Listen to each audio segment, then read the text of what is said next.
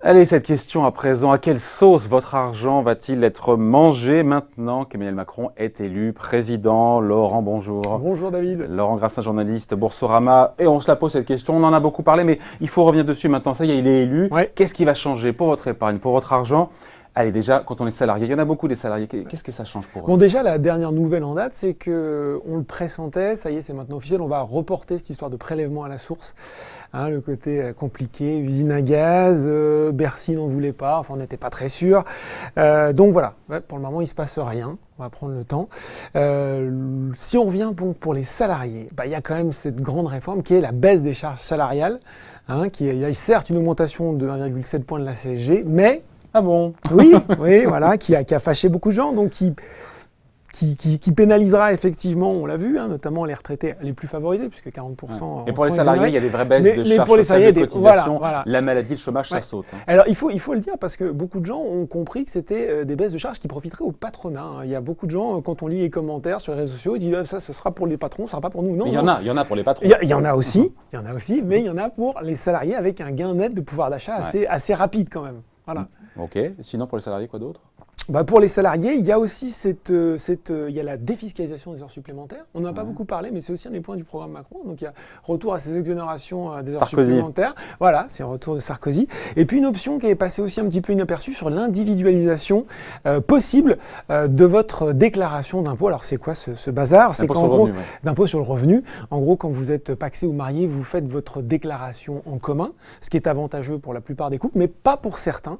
Lesquels? Et par exemple, ceux où les deux couples, l'homme et la femme vont avoir un salaire relativement équivalent. Ça peut être plus intéressant parfois que chacun fasse sa propre déclaration. Hein, il y avait un rapport parlementaire de 2014 qui disait que 21% de ménages gagneraient à être imposés séparément. Donc ça, pour ces gens-là, ce sera un petit coup de pouce supplémentaire. Alors, coup de pouce ou pas, pour maintenant, on parle des épargnants. Les épargnants, pour le coup, il y a des tonnes de choses. Par quoi on commence? Il y a plein de sujets. Par quoi on commence? On va revenir sur l'ISF parce que on a beaucoup parlé de cet ISF recentré sur le foncier, enfin sur l'immobilier.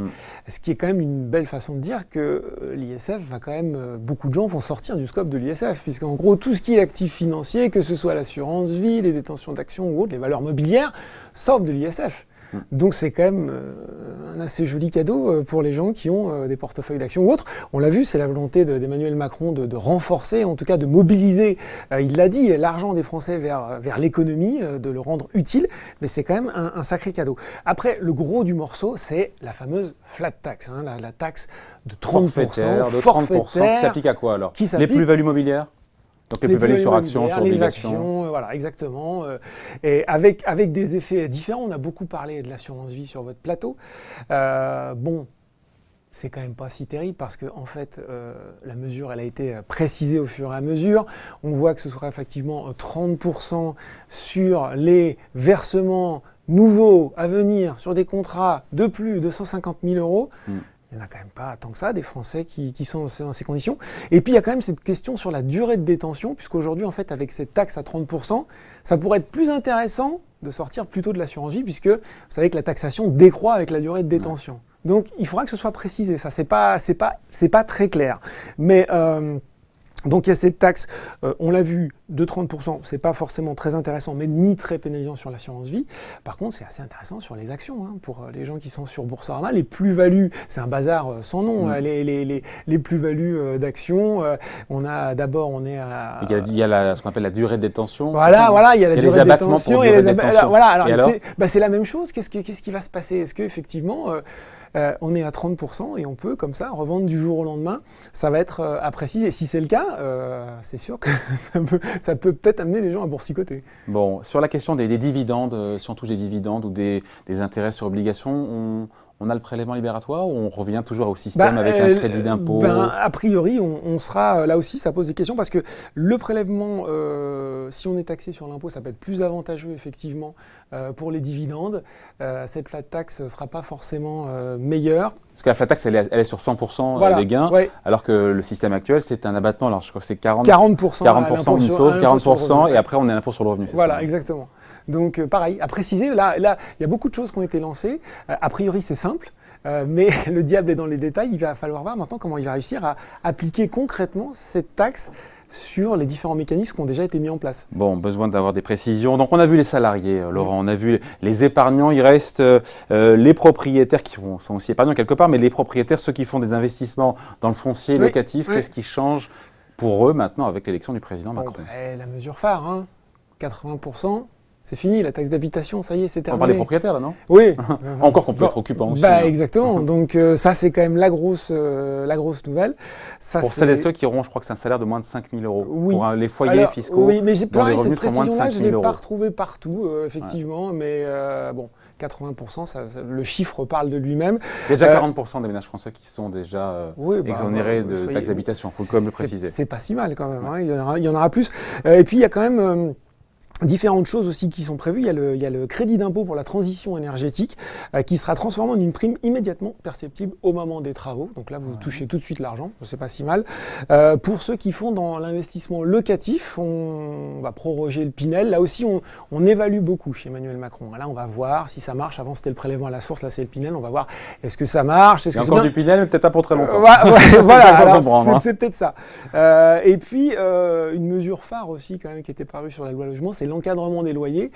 On est gentiment en train de dire qu'on va peut-être y mettre fin, hein, pour ramener des logements là aussi sur le marché. C'est quand même, Emmanuel Macron, c'est assez simple quand même son truc, c'est malgré tout d'amener à plus de lisibilité sur la taxation, une plus grande stabilité aussi. Ouais, lisibilité, stabilité. Voilà, hein, ça a été martelé, c'est ça. Et puis de ramener, par exemple, voilà, vous avez de l'ISF, il faudra mieux détenir des actions que de l'immobilier. Vous êtes épargnant, il vaudra mieux avoir des titres vifs comme des actions que peut-être demain de l'assurance vie. On voit bien que tout est fait vraiment pour avoir de l'argent qui circule dans l'économie. Pour mieux flécher l'argent des Français pour qu'il y ait plus sur l'économie créatrice d'emplois. Encore que dans le bâtiment, il faudra aussi... Il y a tout un sujet. On a souvent entendu, mais ce n'est pas le sujet de dire que Emmanuel Macron avait une dent contre les propriétaires ou contre le foncier, l'immobilier. Oui, mais quand on regarde dans les détails, il n'y a pas non plus de durcissement de fiscalité sur l'immobilier. Hein, et je suis sûr qu'on trouvera dans quelques années, si le Pinel disparaît, de nouvelles mesures qui fleuriront pour inciter à l'investissement. Avec le nom du ministre qui va bien à côté, évidemment. C'est comme ça qu'on marque l'histoire en France en faisant une loi Pinel. Il y a eu Borloo, il y a eu Girardin, il y en a eu plein. Merci à vous, merci. On voit bien en tout cas qu'il y aura beaucoup de changements quand même malgré tout pour son argent. Oui, beaucoup de changements à prévoir quand même. Pas de révolution. Hein, je pense que les épargnants peuvent dormir tranquilles. Sauf la taxe à 30%, ça c'est quand même révolutionnaire.